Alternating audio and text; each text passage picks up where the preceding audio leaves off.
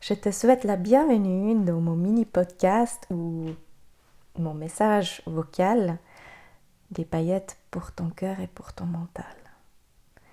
Mon nom est Nicole Herman et j'adore accompagner des femmes et des hommes dans leur propre beauté et leur propre rayonnement. Aujourd'hui, j'aimerais t'encourager et t'inspirer à te montrer. Peut-être tu aimerais te montrer un peu plus dans ta famille. Peut-être aimerais-tu te montrer plus dans ton couple ou dans le domaine professionnel. Pose-toi un instant la question, où est-ce que tu voudrais te montrer plus? Mais tu ne le fais pas parce que peut-être tu as des réticences, des peurs ou des doutes.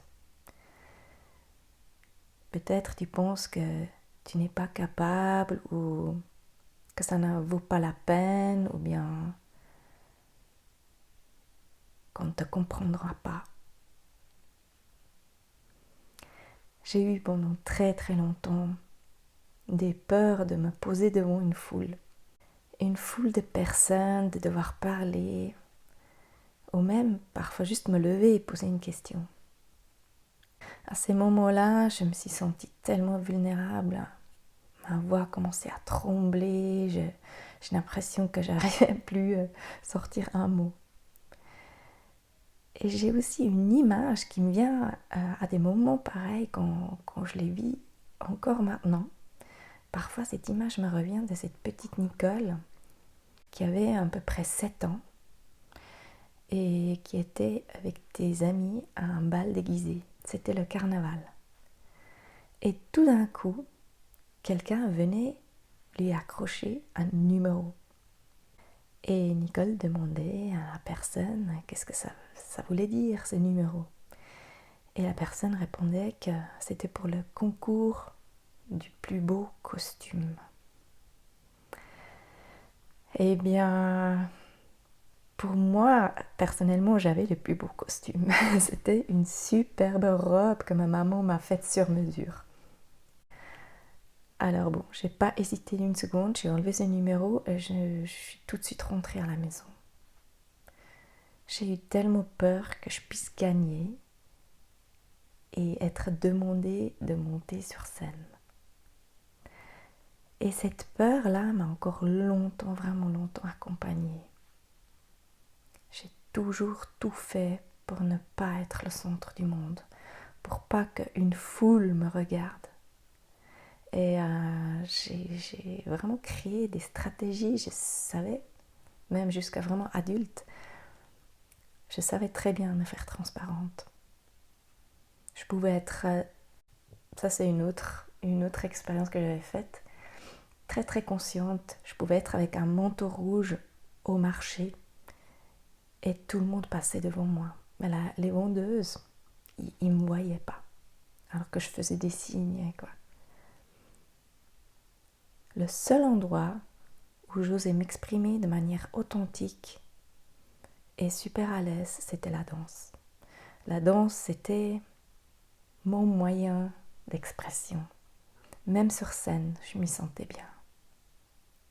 Peut-être toi, tu connais des expériences comme ça aussi. Moi, j'en ai plein de mon enfance comme ça. Et cette peur du jugement des autres, ou qu'on rigole, qu'on ne comprenne pas, est souvent la cause pourquoi nous ne montrons pas. Cela fait maintenant des années que je travaille constamment sur moi, sur mes peurs, sur mon enfant intérieur. Je sais ce que la petite Nicole a besoin pour retrouver confiance en elle. De toute façon, en fait, on ne pourra jamais être à la hauteur pour plaire à tout le monde. Et en fait, c'est pas le but non plus. D'ailleurs, c'est Tita Fondise qui disait: tu peux être la pêche la plus mûre et la plus juteuse, la plus belle du monde. Il y aura toujours quelqu'un qui détestera les pêches. Tel que tu es exactement bien et tu existeras qu'une seule fois.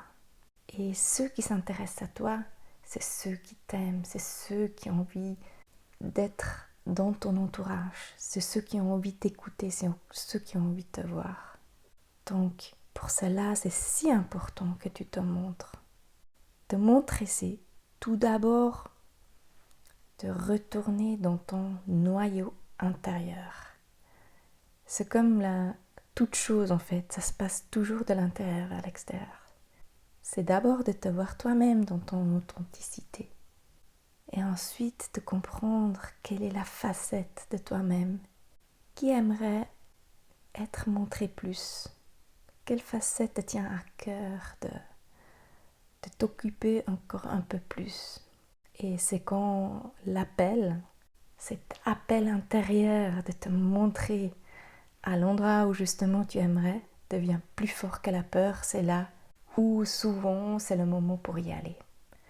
Parce que le moment parfait pour se lancer n'existera pas. Tu trouveras toujours une excuse pour ne pas le faire. Dans ce processus de se lancer, c'est mes enfants qui m'ont beaucoup appris aussi et qui m'ont beaucoup aidé à me montrer, à m'investir pour eux, à m'investir pour